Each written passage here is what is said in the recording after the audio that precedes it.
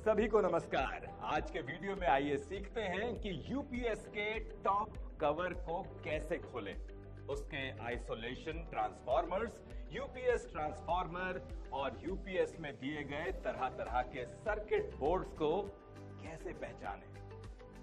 उद्देश्य, इस वीडियो के अंत में आप नंबर 1, कंप्यूटर यूपीएस में मेजर सेक्शन को पहचान पाएंगे। नंबर 2, कंप्यूटर यूपीएस में इस्तेमाल होने वाले कंपोनेंट्स को पहचान पाएंगे।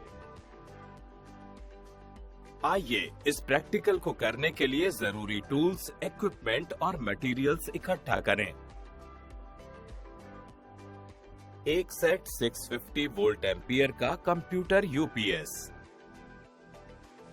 एक सेट ट्रेनीज टूल किट, कार्य प्रणाली टास्क 1, कंप्यूटर यूपीएस में मेजर सेक्शंस की पहचान। स्टेप 1,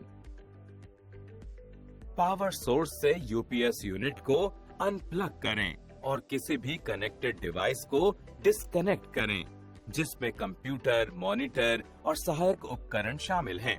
सुनिश्चित करें कि यूपीएस बंद हो और कोई भी एक्टिव पावर सोर्स उससे जुड़ा ना हो।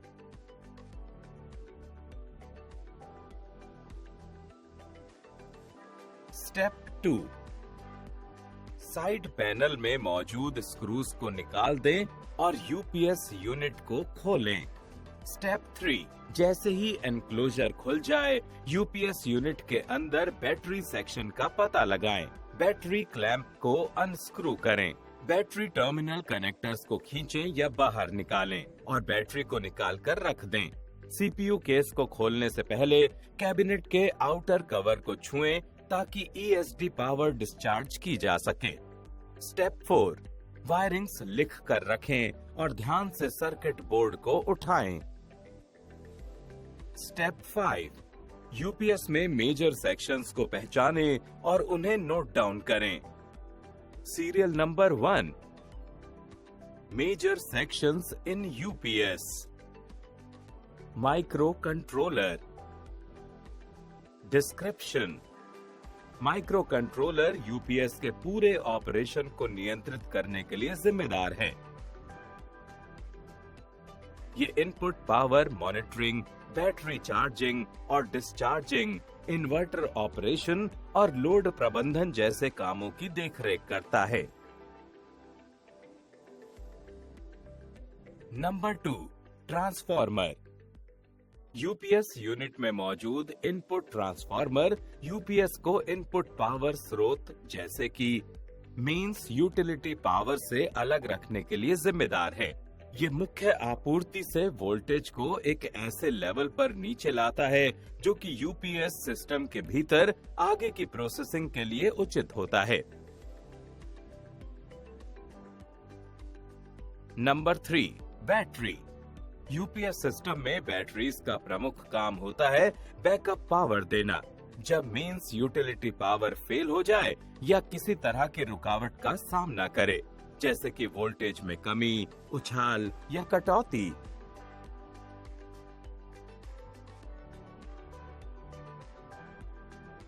Number 4, switching circuit.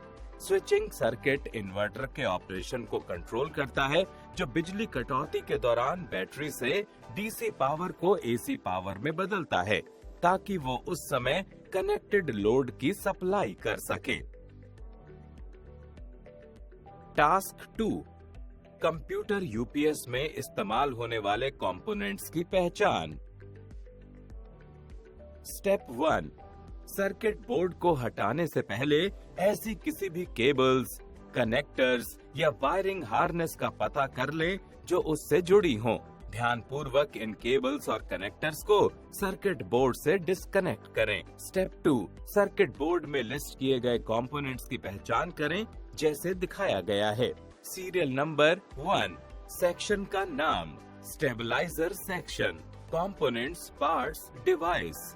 यूपीएस के स्टेबलाइजर सेक्शन में आमतौर पर तरह तरह के कंपोनेंट्स शामिल होते हैं ताकि वो आउटपुट वोल्टेज को रेगुलर और स्थिर कर सके। Voltage regulator IC, transformer, filtering components जैसे कि कैपेसिटर और इंडक्टर स्टेबलाइजर सेक्शन के कंपोनेंट्स होते हैं।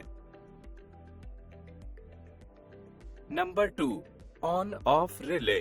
जब यूपीएस ऑन हो तब ऑन ऑफ रिले एक्टिवेट होता है ताकि यूपीएस से कनेक्टेड डिवाइसेस को पावर फ्लो की अनुमति मिल सके। इसके उलट जब यूपीएस ऑफ हो तब ऑन ऑफ रिले डीएक्टिवेट होता है, जिससे लोड को मिलने वाली पावर सप्लाई कट जाती है। Number 3, PWM IC। एक PWM IC पल्स चौड़ी मॉड्यूलेटेड सिग्नल जनरेट करता है ताकि वो इन्वर्टर सर्किट में विद्युत ट्रांजिस्टर के स्विचिंग को कंट्रोल कर सके। पल्स के चौड़ाई को वेरी करने से PWM IC इन्वर्टर के आउटपुट वोल्टेज और फ्रीक्वेंसी को रेगुलेट करता है ताकि वो कनेक्टेड लोड की रिक्वायरमेंट्स को मैच कर सके। Number 4, control section. Control section inverter circuitry को मैनेज करता है जो कनेक्टेड लोड के लिए बैटरी से डीसी पावर को एसी पावर में बदलने के लिए जिम्मेदार होता है। ये इन्वर्टर में पावर ट्रांजिस्टर या दूसरे डिवाइस के स्विचिंग को कंट्रोल करता है ताकि आउटपुट वोल्टेज और फ्रीक्वेंसी को रेगुलेट किया जा सके। Number 5, buzzer. बजर के प्रमुख कामों में से एक है यूजर्स को ये नोटिफाई करना कि कब बिजली कटौती या बिजली जाएगी। जब यूपीएस यूटिलिटी पावर की कमी की वजह से बैटरी पावर पर स्विच होती है तब बजर लगातार बीप साउंड की एक टोन या सीरीज छोड़ता है यूजर्स को अलर्ट करने के लिए कि पावर सप्लाई बाधित हुई है।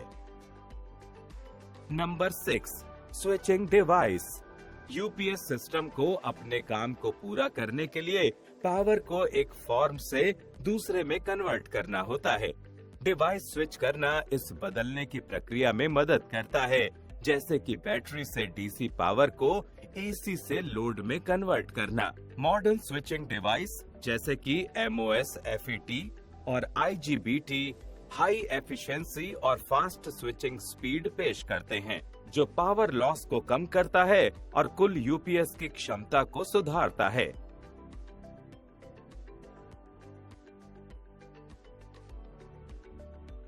Number 7, rectifier.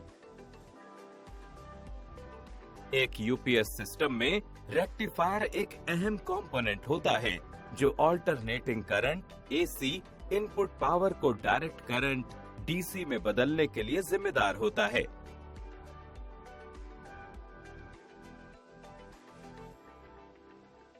रेक्टिफायर सेक्शन में डायोड्स और कैपेसिटर होते हैं। Number 8, fuse. फ्यूज अक्सर यूपीएस के इनपुट साइड में लगाए गए होते हैं ताकि यूटिलिटी पावर सोर्स से पैदा होने वाली ओवर करंट के विरुद्ध उन्हें बचाया जा सके। ये फ्यूज यूपीएस और कनेक्टेड लोड को अत्यधिक करंट से बचाती हैं, जो शायद शॉर्ट सर्किट, ओवरलोड या एक्सटर्नल पावर सप्लाई से होने वाले दूसरे खराबियों से हुई होती हैं। नंबर 9, एसी सहायक इनपुट।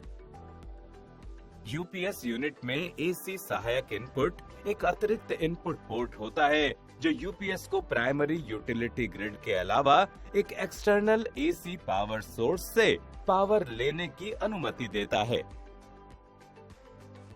रिकैप। इस वीडियो में हमने चर्चा की कि नंबर 1, कंप्यूटर यूपीएस में मेजर सेक्शन को कैसे पहचानें। नंबर 2, कंप्यूटर यूपीएस में इस्तेमाल होने वाले कंपोनेंट्स को कैसे पहचानें। वीडियो देखने के लिए बहुत बहुत धन्यवाद।